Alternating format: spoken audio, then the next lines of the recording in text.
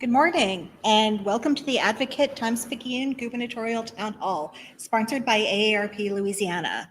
I'm Stephanie Grace, columnist and editorial director for the newspapers, and I'm joined by my colleague, managing editor Arnessa Garrett. Today's format will allow you to hear candidates for governor answering questions submitted by you, our readers, for of our publications throughout Louisiana. Joining us today are Hunter Lundy, an environmental attorney from Lake Charles. Good morning. Good morning.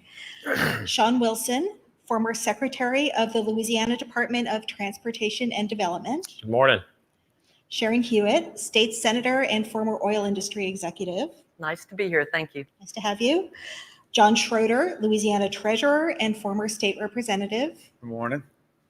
And Stephen Wagasback, former president and CEO of the Louisiana Association of Business and Industry and former chief of staff for Governor Bobby Jindal. Good morning.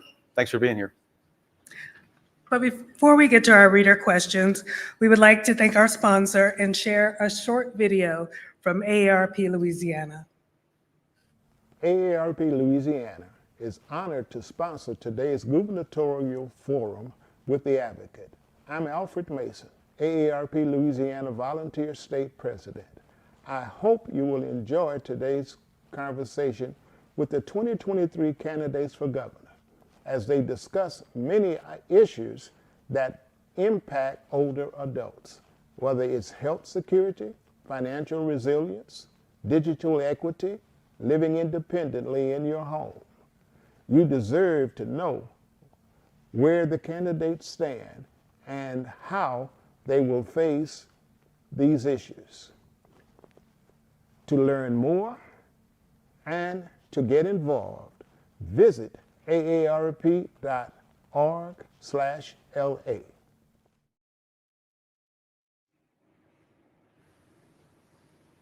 Okay, let's get to it. We're asking candidates to keep your answers to 1 minute so that we can get to as many reader questions as possible. Thank you. And the first question comes from Victor Kowalski of Baton Rouge. If you were to rank the top 3 areas which you would focus on during your time as governor to make Louisiana citizens happier and healthier, what would those priorities be? And let's start with Mr. Lundy. Education, crime, and poverty. They're all linked. And so we can use education to resolve both of them. You know, illiteracy and incarceration run hand in hand. So we want our children to be able to read and write. We know that the brain of a child is 80% formed by the time they're 3, 90% by the time they're 4. We want to invest the resources in early childhood education that we need to do that. We have to attack poverty like never before in the state of Louisiana. No one wants to talk about it. I've been talking about it since day one. Okay. So if we attack poverty, we reduce crime. Most of the drug dealing and most of the crime is committed in impoverished, blighted areas. So those 3 are connected. I will attack them. We will reduce incarceration. We will educate our children. We will see that those that are incarcerated, when they get out, they have a GED, they have a trade, and they can make a living. Thank you. Thank you. Mr. Wilson. Well, Victor, thank you for that question. You know, a part of my campaign is to address 4 primary issues to make us safer, smarter, healthier, and wealthier. And it speaks to those priorities that I will lead as governor. First, to make us safer, we're going to be focused on public safety, dealing with the immediate present crisis in terms of crime all over the state of Louisiana, and make sure we're being smart and sustainable in those efforts. We're going to work to make our communities and our state smarter by investing in early childhood education and fully funding education to make sure that throughout the educational process from 0 to 4, as well as K through 12 and into the university systems, that we are making the right kinds of investments to build an economy, to build a workforce that are going to make us effective and smart and successful. And then, of course, being healthier. I'm committed to making sure that we maintain the Medicaid expansion, broadening that to ensure that we address the mental health crisis that we have, as well as other behavioral issues, and ensuring that women and seniors and children are well protected. Those 3 issues alone, working together in concert, will make us a more wealthy society. And those are my commitments and my promises, Governor. Thank you. Ms. Hewitt. Well, thank you. We know that we have an out-migration problem in Louisiana. We're losing population and states all around us are exploding. In my governorship, we will give families a reason to stay in Louisiana instead of reasons to leave. We're going to do that with a few basic things. Better education for our kids, good high-paying jobs for our kids and our grandkids, safe neighborhoods, good jobs, a growing economy, an affordable cost of living, which means like zero state income tax, affordable insurance, and a government that works for the people instead of the other way around, and in addition to safe neighborhoods. Those are basic fundamental things that every family and every business wants. Education is the silver bullet. We're going to do that by investing in early education, getting our kids reading, getting our kids working with math, and building an education pipeline that delivers jobs to Louisiana citizens so they stay right here in our state. Thank you. Mr. Schroeder. Good morning. I'm happy to be here. So let's have a little reality conversation first. These are generational problems. Born and raised here and outside of New Orleans in the public school system. You know, my wife's a retired teacher and administrator. We want teachers to do what God intended mom and dad to do, okay? And it doesn't work. We're dropping our kids off at schools and expecting our teachers to be the salvation to everything. We have a fundamental problem in our families that has to get addressed, because then it causes a crime problem and other issues. I'm going to tell you something a little different. I don't think there's any new ideas. If fighting crime in early childhood is our priority, I'm going to call a special session and we're going to look at this budget over again. I think there was too much money wasted this current fiscal year that we're in. We'll have 6 months left in the session when I take over. I'm going to call a special session and readjust that budget, and then put the money on our priorities like early childhood and law enforcement. Thank you. Mr. Wagasback. Yeah, so there's more than 3 priorities for any incoming governor, and I think we have to understand that. But here's the top 3 I'll tackle. First of all, the affordability crisis in Louisiana. It's too expensive to live here right now, and it's not fair, and it needs to change. It starts with insurance reform. That means attracting new insurers, fortifying communities, and also reining in some of the excessive litigation costs that are raising rates for everyone in this state. The second thing is education. You know, we've tried to force every kid to be in the same box over the decades, and it doesn't work. We have to bend the bureaucracy and meet kids where they are. So whether you're going to a 4-year school, a 2-year school, or straight to the workforce, it's all a great pathway. I want to make high schools truly launch points here in Louisiana. The third thing is the unsafety crisis we have in this state. Too many people feel like they don't have safe communities. That has to stop. That means more law enforcement. That means more technology. That means finding facilities to bring people off the streets that need to be removed, to be detained and retrained so they can go back into society and be more productive. Thank you. Thank you. We have 2 related questions on education, since most of you did mention education. It was also on our readers' minds. Dawn Gary from Broussard asks, what do you feel is the top priority for our education system, and what plans do you have to address that specific concern? And Dan Brandon of New Orleans asks, with a highly educated and local workforce being the cornerstone of attracting companies to locate high-paying jobs in Louisiana, and the years of neglect and defunding of primary and secondary education, what is your plan to increase the quality of both a high school and a college education in Louisiana? We'll start with you, Mr. Wilson. Well, thank you, Dawn and Dan. You know, the first action is going to be paying teachers what they actually deserve. The legislature gave them a one-time stipend, and if we expect those teachers to do the things that we need them to do, we need to reward them appropriately, as well as law enforcement officers, firemen, and public employees. Making that long-term commitment, I am committed to fund them, index them, and ensure that we don't use them as a ping pong ball in future legislative sessions to address budget priorities. We also have to fund early childhood education and make sure that it's meaningful and make sure that it's sustainable. There are 159,000 children in the state of Louisiana that are working, that are studying to do better jobs at learning how to read and write and do all of the things we need children to do.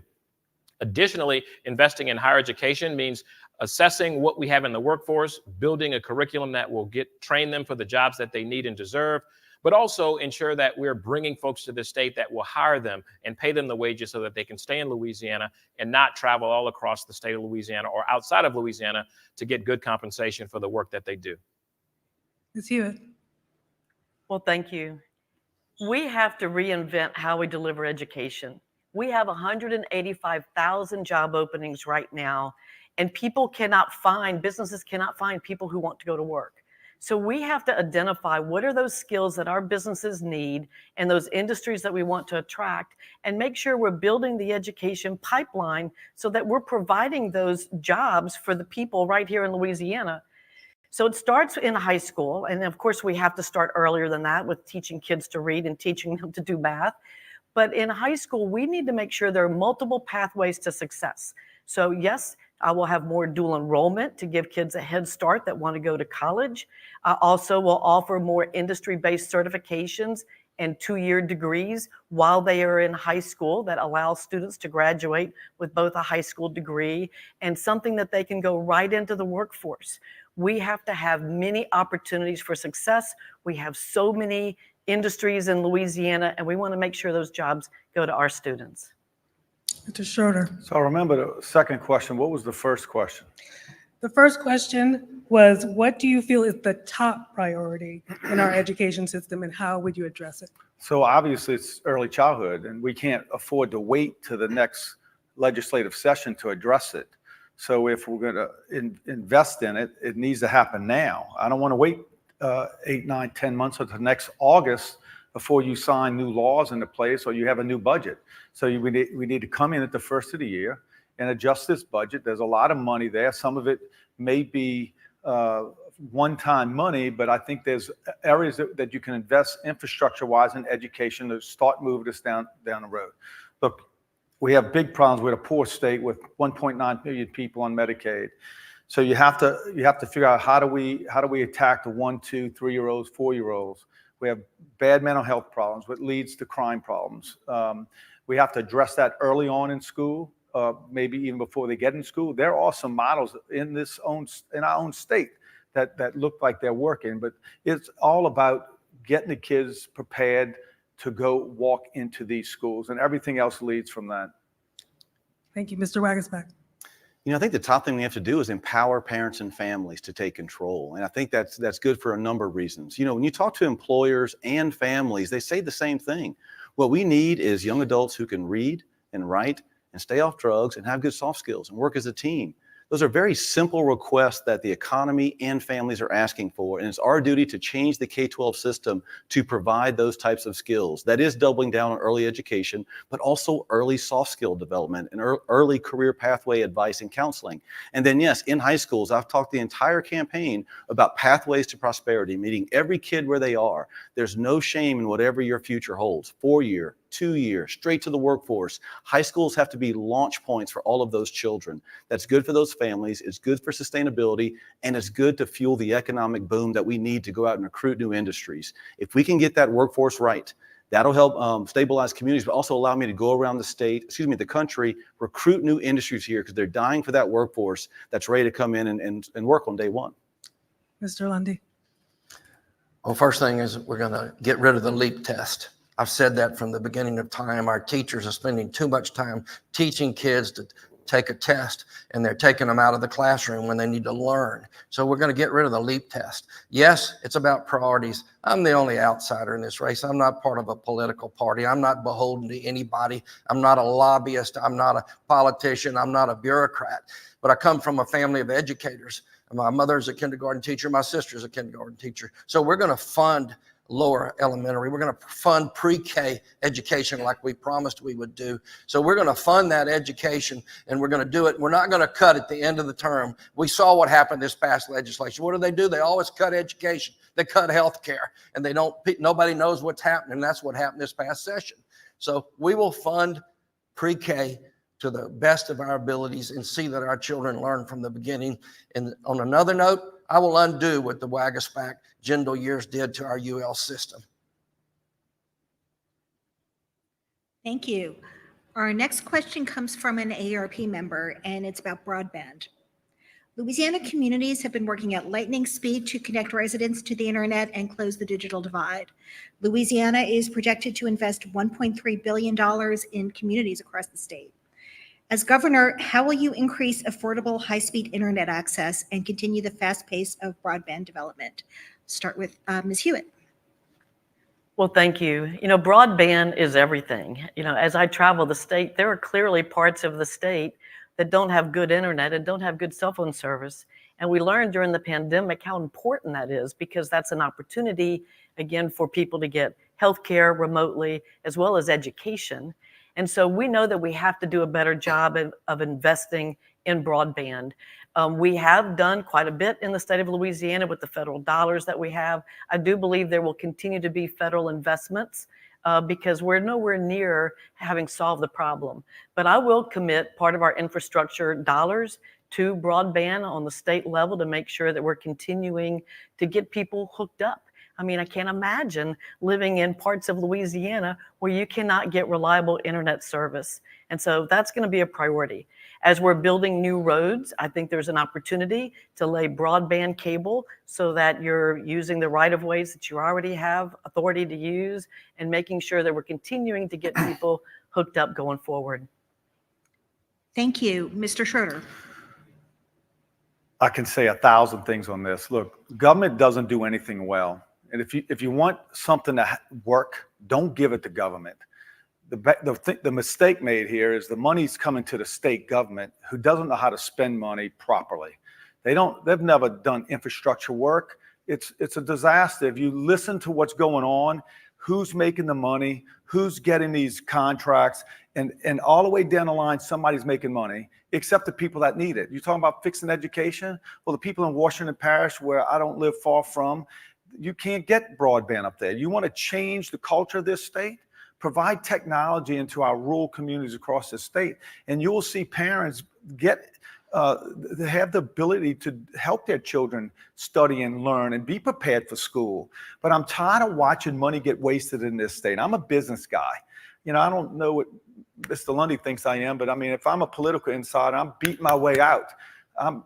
You have to go to work and spend this money like it's supposed to do on the taxpayers, and not everybody's got their hands in the pie. Okay, thank you. Mr. Wagasback.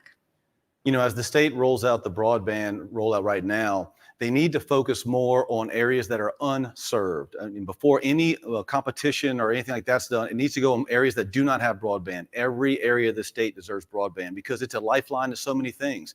First of all, in the new economy, a small business can be started at your kitchen table if you have a good idea. Without broadband, you don't have that opportunity. So it's a barrier to entrepreneurship if we don't go to that unserved area. Also with education. If you're a poor family right now with no broadband, and let's say you have a special needs child or a gifted and talented child, and you want to have access to online learning potential, you need that broadband. Without it, you can't get it. In our rural areas and some of our poor urban areas, they need access to virtual healthcare and online healthcare. Without broadband, they can't do it and do some of those preventative wellness checks that can make them healthier, make our communities and state healthier, and help save taxpayer dollars in the long run. So that rollout on broadband needs to go to unserved areas first, and then go into competitive areas, and that will happen when I'm elected governor. Thank you. Mr. Lundy. So Representative Desatel in the Vols Parish has made it his cause to get us broadband. And so we just got a $1.6 billion grant. We're one of 8 states in the United States that got the most money from this government money for broadband. So it's going into place. And yes, we have 17 parishes in Louisiana that don't have OBGYN care. You know, we have these rural areas that got to have this because we need to have telemedicine. We need to allow the opportunity to exist in every parish for women to have the right health care that they deserve. And broadband is the answer. And yes, as the next governor, I'm going to be the most transparent governor that we've ever had. So you'll be able to see online where the money comes from, where it goes to, who it's appropriated to, the timeline in which it takes to build a road or show up at an event, so forth. People in Louisiana will have access to that, and they can look at it from their household, and they'll know the truth. Thank you. Mr. Wilson. So the reality is the funds that we're receiving for broadband across the state is absolutely going to those places that are not served today. I'm married to a 23-year educator who understands firsthand the learning loss that we saw. I've got health professionals in my family that understands the importance of telemedicine and what it can do, and others whose business is based solely on the internet. In rural Louisiana, we have to make the kinds of investments to create the equalization in our economy, both from a healthcare and education and an economic development perspective. We know those federal dollars are coming. We support those federal dollars. And as a part of this administration that sought these dollars and were nationally recognized for our programs and efforts that preceded these funds, it's important that we double down on these issues. We've understood the implementation of broadband for decades in this state. In my department, we actually managed the state's first fiber optic network. In previous administrations, we gave it away, gave it to the university system as opposed to leveraging it. We've put broadband on infrastructure and across our right-of-ways. It's important for us to do it. We've got the resources, but you need a governor and a candidate like myself who has the relationship with the federal government to make those things work. Thank you. We got quite a few questions on the state of insurance coverage in Louisiana, including one from Maureen Ferguson of Homa. She writes, increased insurance premiums, homeowners, auto, especially flood, are a major issue for all Louisianians. As governor, what is your plan to bring in new insurance companies and lower premium rates? Charles Colomb of New Orleans writes, how would you make it a priority in your first term as governor to lower insurance rates? We'll start with Mr. Schroeder. Well, look, I think you have to bring all the players to the table. We're not going to get out of this problem by ourselves. We didn't get into it by ourselves. There's a lot of moving parts. I'm in the construction business. I'm in the real estate business. I've been, myself, my big companies, and the people who we do business with have been drastically affected by this. And it really comes on the backs of the 85 percentile, to be honest with you. It's the people who go to work every day who are getting hurt the most. And some people say, well, you got a lot of renters. Well, the tenants, the landlords are passing that high insurance on to the tenants. So it's absolutely something that's critical. It's probably one of the most important issues we need to face. I will put together a summit and bring all the players to the table. I'm going to handcuff them to the table, and we're not leaving until we come up with some solutions, and then we'll call the legislature in to address it. There's probably about 20 different things that can be done with no silver bullet. But let's be honest, until the billboard lawyers get to the table and we fix our legal climate and have them participate in this fix, it's going to be tough to do, but it's critically important to the success of our state. Mr. Wagasback. Yeah, well, this is the top issue I hear across the state, and it's the top issue I've been talking about the entire campaign. It takes a multifaceted approach to solve this. You have to attract new insurers. You have to change the way we regulate those entities to give them some flexibility throughout the year so they can control the cost increases they ask for. And you need a strong insurance commissioner who's going to push back on any time they ask for increases. And I think incoming Commissioner Temple is committed to doing just that.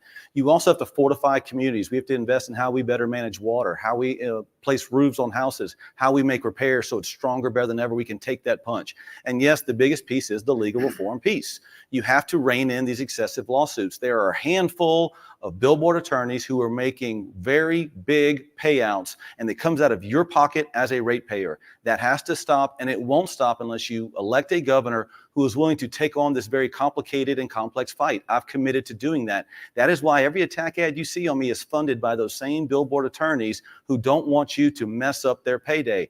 I want to come in, bring everyone to the table, work with Commissioner Temple, provide those solutions for you all. If we don't do that, it will become an unaffordable state for all of us to live in. Mr. Lundy. The only billboard attorneys I know are the ones that are supporting Jeff Landry, and he's in hiding today, and he's not part of this forum. But I will say this, I've negotiated $10 billion day deals, and I've negotiated $10 deals.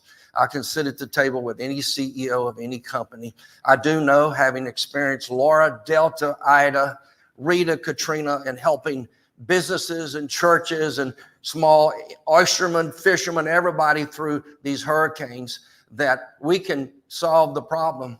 And I'm not going to pander and be in fear of any insurance company, like some of these constituents of mine up here sound like they're in fear of these insurance companies. They're coming back. State Farm's already back in Louisiana. They're taking the market back. Some of the ones that didn't comply, yes, they're out of business now. So we don't have to be afraid of insurance companies, but they are going to insure hurricanes, and they're going to insure wildfires, or they're not going to do business in my administration, because that's what they're talking about not doing right now. Mr. Wilson. As governor, I will hold big insurance companies accountable, and you don't do it by bailing them out to the tune of $45 million when they've left Louisianians high and dry. I've got a college student at home, and we're paying insurance, and we see the same spike that you do. We have family members who've been damaged by hurricanes and have the same struggles that most of our citizens are facing. We've got to have a special session. We've got to address issues like adjuster accountability, creating timelines in terms of notification and information, and holding insurance companies accountable to make sure that they honor the commitments that you make as a premium payer. We've also got to deal with some common sense laws in terms of drivers and whether or not credit should even be considered when they make your rating and set your standard premium pays. The other thing you have to do is work with the federal government to ensure that the Risk Rating 2.0 has more transparency, that it's effective, and that it's balanced and is treating people equally.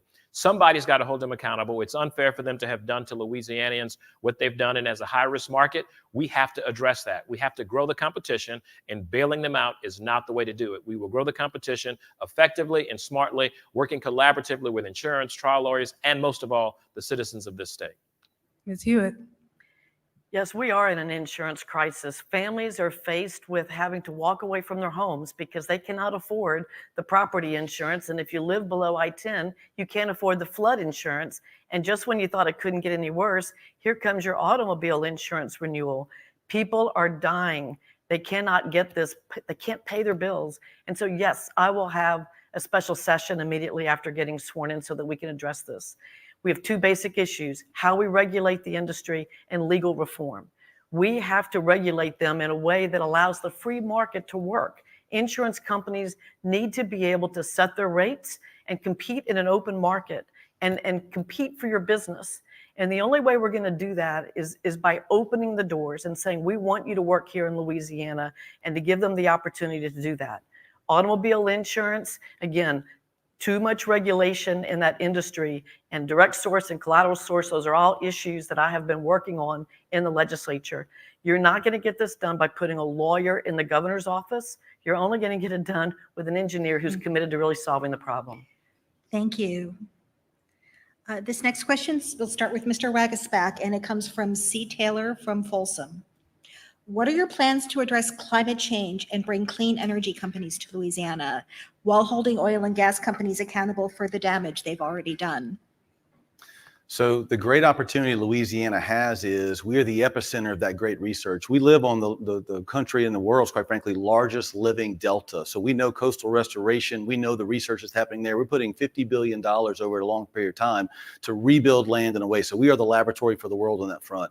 Also, some of the cutting edge investments you're seeing around the country are happening right here in Louisiana. You have traditional energy providers actually investing in the next generation of energy development and the renewable side, which is exciting. So we need to explore that more. We have carbon capture, we have wind off of our shores. All of that needs to be cultivated and developed and added to our traditional energy base. The best thing of all of that is it's Louisiana producers who know how to produce the old energy and are be trained to produce the new energy. That creates economic opportunity for us. The last thing we should do is send everyone overseas to go to other countries which do not have the environmental safeguards we have, do not have the opportunity we have or investment we have. We need to actually cultivate American energy, bring it to Louisiana, and show the world how to transfer from this existing energy sources into the newer, cleaner ones of the future. Thank you. Mr. Lundy. I'm all for the oil and gas industry, and we need it to come back, but I'm all about justice. If you mess up, you clean up. We've got thousands of canals dug through our marshlands that are contributing to the coastal erosion and the problems we have today. And so let them have their day in court, enforce it. From Cameron Parish all the way to St. Bernard Parish, they've got suits against these oil and gas companies who didn't live up to the law. And it was during the Jindal administration that they wouldn't enforce the law. And so let it be. If they're innocent, they're innocent. If they're guilty, they need to pay. We need to stop the coastal erosion problem. And as far as clean energy, I'm all for it. You know, we talked the other day about the green hydrogen that's taking place. You know, Europe is going to methanol instead of diesel fuel for the maritime industry. We're going to build methanol plants all over. Right now, we got a biodiesel plant, $1 billion plant going up in Convent. We got blades being built for windmills. The windmill bidding has already taken place off of Cameron and other places around the state. There's a project in New Iberia. Okay. So I'm for clean energy, but I want the oil and gas industry to survive. Thank you. Mr. Wilson. Well, first, you have to acknowledge that things are different than they were 35 years ago. My father worked in the oil business as a kid. And yes, there were damages done to our state and our coast, and it's affecting our way of life. Just look at the Mississippi River, the lowest it's ever been. Saltwater intrusion becoming a reality to citizens that have never seen it before. The way you address it is you hold people accountable, and you do it in a way that's fair and balanced and consistent. I'm the only candidate that has a proven record of doing that. And when you attract new business, when you look at the green energy out there, the clean energy opportunities we have, you have to have the infrastructure to support it, to leverage our natural resources, whether it's ports, whether it's rail, whether it's the interstate system. Look at the LA1 Expressway that we're spending $400+ million building today under our administration when I was Secretary of the Department. It's to attract folks for those types of jobs that are going to be on the coast, for the jobs that are formerly in the oil and gas industry that we will now put to work using the same skill sets. It will also be an opportunity for businesses to come to Louisiana, invest in renewables in not just urban areas, but in rural areas to grow our economy, create good paying jobs, and be respectable citizens to protect our environment. Thank you. Ms. Hewitt. Well, thank you. Look, energy is one of the most important things ever. I mean, you cannot live without it. As a former oil and gas executive, I understand the energy business better than any candidate on the stage. And I can tell you that oil and gas is, first of all, one of our most valuable natural resources in Louisiana. So we need to use the natural resource that God gave us. We will have a place for oil and gas always. But we also need to diversify our portfolio, and we can do that, and we are doing that with wind and solar and hydrogen. And I have helped invest state dollars to do that. But the last thing you should be doing is what the Attorney General is doing, Jeff Landry, is joining the trial lawyers in suing 200 oil and gas companies, claiming that they have damaged the coast. What you need to do is to tell the Department of Natural Resources to do their job, to enforce the coastal permits, and use what is already in state law available to them to do so. You don't just sue everyone and drive the industry out of our state, which is exactly what's happening right now. We're losing oil and gas jobs because of the actions of Jeff Landry and the trial lawyers. Thank you. Mr. Schroeder. That's a great question, because we have hundreds of thousands of jobs that rely on the oil and gas industry. As your state treasurer who manages the money, I've taken on corporate America, who has waged war in the fossil fuel industry, not only in Louisiana, but across this country. I do believe corporations should take care of their problems. If you create a mess, you should clean it. Moving forward, that's what we need to do. We need to enforce it. What's happened in the past, I'll let the lawyers fight about that in court, but I will tell you it'll be very hard for the Attorney General to do that if you look at all the money and the hundreds and hundreds of thousands of dollars he's taken. But look, government, I said this earlier, government doesn't do very many things well at all. Our main focus ought to be on education and public safety. The government is not entrepreneurs. I'm an entrepreneur, and I know government doesn't do anything real well. I'll let industry handle. We want to make policy and laws that attract business and not hinder those industries. Thank you. And we have a quick follow-up, yes or no. We'll try to go right down the line and start with Mr. Wagasback. Would you continue to pursue Governor Edwards' plan to achieve net zero emissions by 2050? Yes or no? I support the goal. Would do it differently. Okay. Mr. Lundy? Yes. Mr. Wilson? Yes, environmentalists and industry have supported it as well. Okay. Ms. Hewitt? Again, I think goals are great, and I think the work that we're doing with carbon capture and reducing our greenhouse gas emissions is very important. Thank you. Mr. Schroeder? You're going to hold me to the rules? Yes or no? You said Yes or no? Yes or no? No, rules have to be the rules. So Okay. if it's Yes or no, you can say a little more if you'd like. well, then I would say yes, if we could say Yes. a little bit more. Okay. But with Very good. a whole bunch of changes, I think we all support the environment. That's not a yes or no answer, but certainly I like the goal. Thank you. Now we have another question from an AARP member. Older adults are routinely targeted by scammers on the phone, the internet, and now through AI. Last year, nearly 45,000 older Louisianans reported fraud that resulted in over $43 million in losses. As governor, how would you enact policy changes and enforce laws that will protect our older consumers? Mr. Lundy. Well, I would propose legislation of strict penalties of crime that anybody that's taking advantage of our senior citizens. We would have to do a better job of monitoring phone calls. We would have to insist on an attorney general to do their job. That hasn't been done in the last 7 years. So we've got to have an attorney general that does his job, that has a section on that he can prosecute these people when they're found. The local DAs have to implement policies against some of these calls.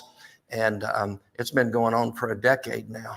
And so I would implement and institute and propose legislation to make the law stricter on these people that are taking advantage of our senior citizens. And then I would have education. We got to educate and do it through the senior citizens and the communities service centers. I mean, we have senior citizens communities all over the state. We send people in there and we educate them to know a signal when they're getting a call, when somebody's asking about their social security number, somebody's asking about a question of their personal finances. That's a signal that it's a fraudulent call. Thank you. So it's about Thank you. education and enforcement. Mr. Wilson. Well, look, scamming citizens is nothing new. And this is another example, I think, where artificial intelligence has made it even more difficult for us to take advantage of the resources to protect our citizens, and not just our seniors, but our young people as well. As someone who really believes in collaboration and partnership, I'm able and willing to work with AARP and other stakeholder organizations to ensure that we're educating seniors and providing them the resources, in addition to holding individuals and violators accountable. These are examples of what our state attorney general have missed the boat on already. These are things that we see every season of hurricanes where people get taken advantage of. We have to be thoughtful. We have to be good in terms of making sure we're addressing consumer issues and protecting our citizens. And as governor, I will always put that first. Whether it's passing laws, making information available, creating technology tools to help individuals understand when a scammer is calling someone that's not identifiable, making sure that our seniors are protected, and working with the nonprofit and the faith-based communities and others that work directly with those communities to make sure they have at their fingertips the tools they need to protect themselves. And when they are violated or abused, we will step up and represent them and defend them as well. Ms. Hewitt. Well, thank you. This is just one example of many issues related to the elderly in our state. They're largely being forgotten. The first thing we need to do is to create the Office of Elderly Affairs to be a standalone department so that it gets the attention and the funding and the resources that it needs, instead of it being bounced around as it has been within different agencies within state government, because they are not getting the resources that they need. So yes, education is certainly part of that in informing our elderly, our senior citizens about the dangers of scammers. We need an attorney general that will investigate this and hold people accountable. There's so much that needs to be done, just even basic funding. We know that our seniors want to age at home. We have to do a better job of giving them the resources and the ability to do that so that people don't all end up with nursing homes being the most viable option. You know, there's a place for that, but they want to age at home as long as they can. Those are all things that we can do when we create that department to be a standalone agency within the state. Mr. Schroeder. Well, look, crime is a crime. I would tell you, we need an attorney general's office that really goes after consumer crime big time, because it's low on a totem pole, but it causes the most broad problems. It preys on our elderly, and it's not just the technology. It is preying on our elderly during hurricanes, during natural disasters, with the percentages of I think percentages being collected by different entities, from the legal industry to contractors. It ought to be criminal. But you need a consumer protection division that really goes after this really hard, because you have to deter crimes. You have to prevent them, you have to deter them, and you have to have things in place that penalize them to stop them from doing it, because you can't go fix every phone for every single citizen in the state. We've got an aging population, and we need a very, very aggressive consumer affairs division under the Attorney General's office. Mr. Wagasback. Yes, I also agree with an Office of Elderly Affairs, an independent agency. I've heard that from the Council of Aging directors that I've met with across this state, and that makes sense to me, and I think we need to get that done. You know, also, if you think about that Council of Aging enterprise, when you walk into some of those facilities, there's so many things being offered on site there. And yes, there's entertainment aspects there, but also there's a lot of continuing education opportunities at those COAs. We need to maximize that to educate the senior populations of these scam artists that are out there. I'm also in support of increasing penalties for anyone anyone who preys on seniors. But also, we cannot forget about the developmentally disabled also in this fight. Look, my wife and I have a son that we know is going to grow up into an adult person with disabilities, and I don't want him taken advantage of any more than anyone else. And there has to be safeguards in place for people like that, because the goal of any parent in this sense is to have that person live independently one day, and safeguarding them from scam artists is critical. So increasing penalties, enhancing protections, and utilizing those COAs across the state to be a center of gravity to educate folks on those opportunities there is a key piece of my administration. Okay. Thank you. This next question, it comes from Mike Perry of Metairie, and let's make it just a straight yes or no question, no commentary down the line. We'll start with Mr. Wilson. And the question is, do you believe Joe Biden is the legitimately elected president of the United States? Yes. Yes or no? Ms. Hewitt? Yes. Yes. Yes. Yes. Thank you. Okay, this one is also a favorite of ours. Maybe it could be something that you can answer quickly as well. Danny Garrett of Baton Rouge asks, other than yourself, which candidate do you think would make the best governor? We'll start with Ms. Hewitt. Yeah, that's a tough question, because we're all running because we think we would be the best candidate. So look, I respect everyone who's running for office. This is not an easy thing to do, to run for governor. And I think that every candidate here offers different strengths and weaknesses, and it's up to the voters to decide, I think, which of us better aligns with your values and gives you the best plan for how to get there. We think we have the best plan with the Hewitt Blueprint. And so I would ask you to go to our website at SharonHewitt.com and check out my plan. And I will let all of the candidates sort of make their own case. Well, let's restart. So the parameters are you have to say a name and it's not a formal endorsement. Yeah, I don't know if I'm going to do that. Mr. Schroeder. Yeah, I'm not either. Let me just say this. Well, if you really want to name her name is Ellie Schroeder, because she's a rock star educator, retired business lady and entrepreneur. Look, I believe you need a CEO to run the operation. And, some people, and this is what I was referring to earlier about Mr. Lundy. I don't know about everybody else. I got 10 years between my criminal justice career, my law enforcement career, and teaching. 9.5 years in the legislature, 6 years as your treasurer, and over 33 years in business. I didn't go to work for a job per se. I created jobs already. I know what it feels like to pull $1 out of my pocket and have to go negotiate and build businesses and build and create jobs. I've already done that, okay? That is not government's role. Government's role is to get out of the way of business, okay? That's a bad, bad problem in this state. We're infected by the cronyism. We're infected by the corruption, and I will end that as your governor. How about you, Mr. Wagensbacker? You can answer. Well, look, obviously this is a job interview for all of us. So I guess I would support any candidate who is willing to show up and answer questions for a job interview. So I guess I'll just kind of leave it at that. You can read between those lines. Look, at the end of the day, I'm a first-time candidate. And so I've learned a lot over the last 6.5 months on how this is. And I guess I would agree with some of the comments I've made thus far. It's hard to put yourself out there. We've been in this race. My wife and I work this 24/7 every single day. We've had a universe of family and supporters that have come in and been on the team and have helped us on day one. And look, it's tough to hear some of the things you hear, the lies about your record over the years, and you have to develop a certain scar tissue on there. But I will tell you this, I've been so emboldened. When you go around this state, people in the state are good. And I don't care if you're talking to Republicans or Democrats or independents or whatever, there's a lot more we have in common that anyone wants to admit. Modern politics wants everyone to be divided and corrosive. The truth is we all have a lot in common. So I guess if I can't be there, I'd want anyone who wants to pull out the greatness in Louisiana, bring people together and solve problems. And I would wish that person success if it's not me. Mr. Lundy. So I'm sitting here on a panel. I'm an independent in this race. I'm not beholden to any political party whatsoever. I'm sitting here with a Democrat and 3 Republicans. But I'll say this, I plan on being in a runoff with Jeff Landry, and I'm working to do that because I am a guy, I am a David that fights the Goliath. And I agreed with Governor Edwards on some things and not on others. But the one thing that I agreed with him on is that Jeff Landry is not a good man, and we will be embarrassed if he were to be elected governor.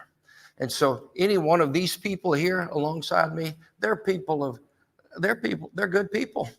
Now, do I disagree immensely with the philosophy of a bureaucrat or someone who came out of the Vitter Jindal administration? I sure do. And the attacks on that are made against my profession, I disagree with it. But I'm in a battle to slay the giant, and that's Jeff Landry. And so I'm the alternate candidate that you can choose. Thank you. Mr. Wilson. Well, Danny, thank you for the question. And my middle name is David, and I have a slingshot. And I'm going to translate for all of the folks that you just heard. They're all referring to me. I'm the only candidate that has 25 years of working in Democratic and Republican administrations. The reason I'm here is public service has been my ministry. And the reality is the extremism is too high. When I got into this race, I realized that there were no candidates that were in this race that I felt comfortable voting for. Not that they were bad people. They're all good people. They all have passion. They're honorable. But in terms of what the citizens need in making us safer, smarter, healthier, and wealthier, and toning down the partisanship and the extremism and the divisiveness to respect Louisianians, regardless of economics, regardless of your zip code, urban, rural, black, white, rich, poor, it does not matter if you care about people. And I've got a heart for the people of this state, and that's why I'm running. And so I respect everyone who puts their name out there, and I'm going to trust the citizens to do what's best and look at an individual's record, their accomplishments, and not the rhetoric, not the sound bites, but look at the policy, look at the person, look at what they've done, and then you will see who's the best candidate. And I submit to you that I'm that guy. Okay, thank you all very much. And Danny, we tried. So one last question from our AARP members. Older adults outnumber kids for the first time in U.S. history. This has great implications on Louisiana's critical services, like home and community-based services that help older adults live independently in their homes. As governor, how will you ensure seniors have more choice in where they can receive their long-term care, whether it's home and or community services or institutional care like nursing homes? And we'll start with Mr. Schroeder. Well, look, my kids tell me I'm not far from there, so, and I'm fixing to be 63, so I'm a senior. And I'm in small business. So a lot of our population is growing older. I see, and I don't know if it's just because I'm getting older that I think the population's getting older, but we help employ elderly because there's so many jobs out there now that the young people don't want, that are perfect jobs for elderly who are retired, just want to, subsidize their incomes. But as the elderly population becomes bigger in this state, it's almost like a economic boom, in my opinion, because you have talent, you have people with good wisdom who can come back into the workplace. We just have to make it friendly for them. Technology, they can work from home a lot now. I mean, there's a lot of things that have changed in society now that, where my parents retired in their late 50s, early 60s, man, you can work very easily into your 70s and 80s. So I'm sorry. Mr. Wagasback. This is a challenging issue for every family. Our family went through this. My dad passed away about 8 years ago, and he had vascular dementia. So the last couple of years were very challenging for us. And we ended up keeping him in the home. We had long-term care insurance, thankfully, that helped us. So we had options as a family. But the providers that we brought into our homes a lot of times were hit or miss. And it was very challenging for my mom especially. And so, look, having a choice doesn't mean there are good options for every community. So we have to refill this workforce just like any other industry. And so whether it's a nursing home, whether it's a home-based provider, whether it's anything in between, we have a duty to go out into the schools and educate trained workforce to be there, because giving a family an option doesn't do any good if there's not good choices on the ground for that family to take care of. At the end of the day, I believe in government. Everything we need to do needs to be dollar follow the child as much as possible.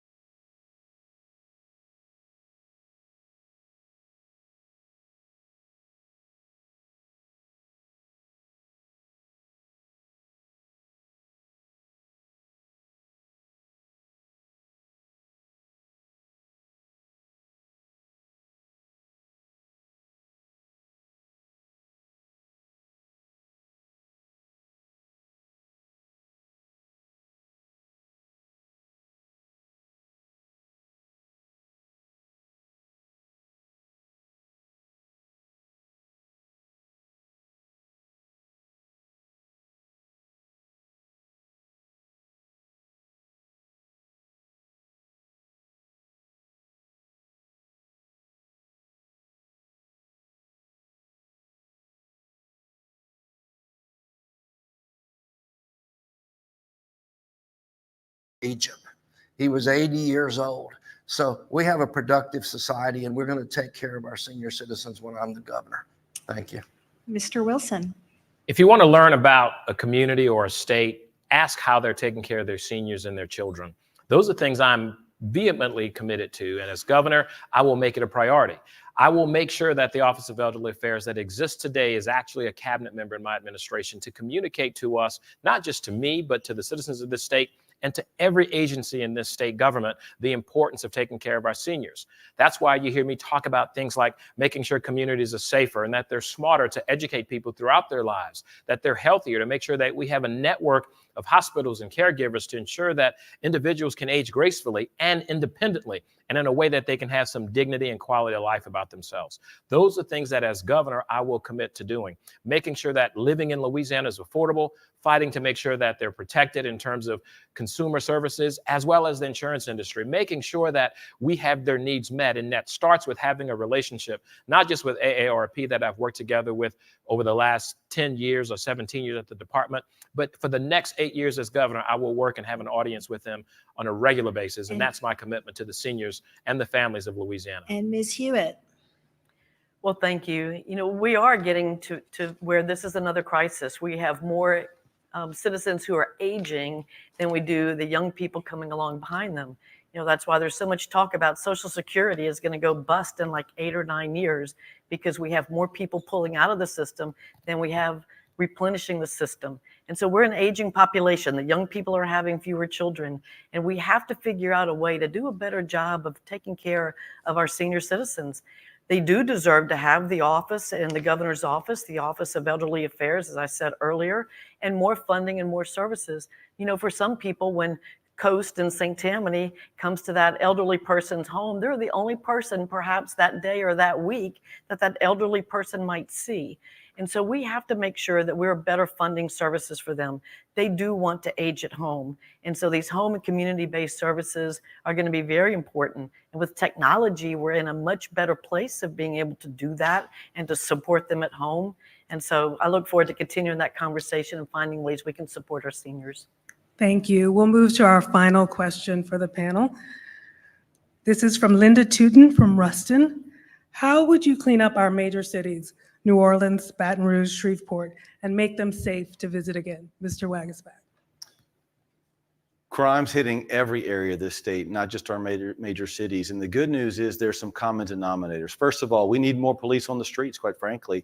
As inflation has driven up wages, it's harder to compete to draw people to law enforcement. You have to pay them, you have to train them, and you have to back them up as a leader whenever they do such a dangerous job to keep us safe. I will do that with the training academy of the state police and help the local levels as best I can. Second is technology. We need body cams, license plate readers, street side cams to prove cases. People are scared to testify, even if they know something these days. Video evidence can do that, keep families safe, put perpetrators in jail. That's a huge piece. The last thing is we know of a juvenile violent crime crisis in this state. 14 and 19-year-olds are creating crimes all across the state. We have to develop regional facilities that can take those folks off the streets, detain them first, then retrain them, give them a GED or drug treatment or whatever it takes to actually hopefully roll them back into society. But right now, the catch and release program is broken, it's unsustainable, and it will stop when I'm elected governor. Mr. Lundy. I looked at the program that New York City did in the 1990s, and they called it the Window Breakers program. And so they went after the young criminals. We have to reinstate our juvenile justice system. And that way they rehabbed them. That way they didn't become hardened criminals. And so we have a lot of 14, 15, 16-year-olds committing crimes. We got to reach out and get them. We can't let these older criminals groom them by giving them guns. And we got to go after these older criminals. So that's going to be a priority. And so we go after, we educate, we equip, we do all the things that are necessary for our law enforcement. I've said from the beginning of this race, we got to pay our teachers. We got to pay our law enforcement. We got to pay our firemen. We're 35th on teachers. We're 48th on law enforcement and dead last on firemen. So if we don't pay the people that protect us, what do we expect the rest of the nation to think about Louisiana? So we're going to take care of the people that take care of us. We're going to take care of the law enforcement people, and we'll get rid of poverty. We'll get rid of crime, and we'll do it through education, hard work, and a strong, intelligent effort. Thank you, Mr. Wilson. Well, to my neighbor in Ruston, thank you for that question. We're in the city of New Orleans today, where I grew up. My mom still lives in the shotgun house where she raised my brother and I as a single mother. I know what it's like to live in the city and deal with these crises, and I understand that it doesn't have to be this way. You need a governor that's going to be firmly committed to making sure that you're safe. And it starts with making the kinds of investments in law enforcement to be smart, to address these old issues in new ways, to make sure that we have systemic improvements and not necessarily target communities like the Attorney General has to have been derelict in his duties for the last 7.5 years. The most important thing I will tell you is you're going to have a governor in Sean Wilson that will work with mayors and police chiefs and district attorneys and judges and others to implement justice fairly and consistently, to ensure that our communities have the opportunity to evolve and be what they want to be. But it's got to be a whole of government effort. It's going to involve churches. It's going to involve families. It's going to cause us to have to address the fentanyl crisis and the opioid epidemic in ways that we've never seen it. It's going to cause us to have to make the kinds of investment in quality of life and in government services to do a better job for communities, to be the communities that they can be with the leadership that they elect. And I'm committed to doing that. Thank you, Mrs. Hewitt. Thank you. Well, it starts with more boots on the ground, for sure. We have to do a better job of recruiting and retaining law enforcement. I will do that by increasing pay for state troopers and more supplemental pay for local law enforcement. And we will have more state trooper academies, so we're training more people to get them boots on the ground. I will offer state trooper troops specially designed to the locations, those large cities perhaps, that need some extra help in the short term, and we can do that. We do have to invest more in mental health. We've hardly tipped the scales on mental health. We have to get drugs off our street. I passed legislation this session addressing fentanyl, where we will throw the book at fentanyl dealers and those that are manufacturing counterfeit pills in their kitchens. We will take care of that. We also have to look at reentry programs. We did a lot of work in 2017 to try to, again, give new skills, workforce and education skills to nonviolent offenders. We need the data to see what programs are working and which are not. And for those violent offenders, we need to lock them up. Mr. Schroeder. So in my first professional career, I was a CID special agent in the Army. I was a narcotics agent, worked a short time with the Ascension Parish Sheriff's Office as the undercover narcotics guy.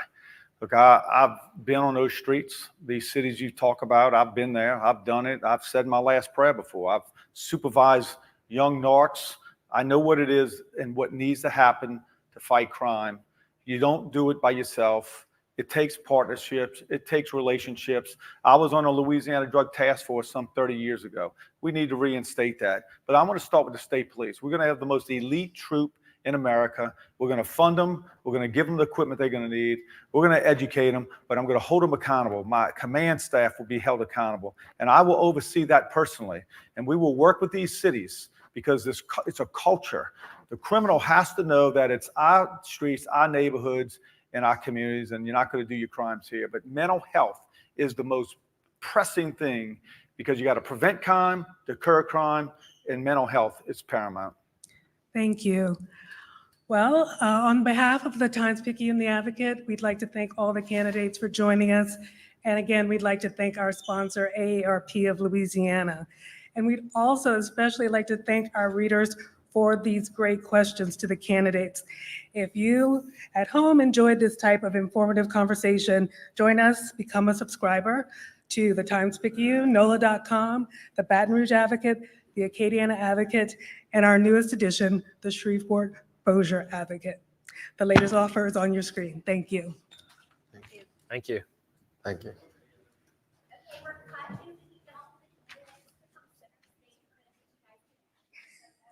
Okay.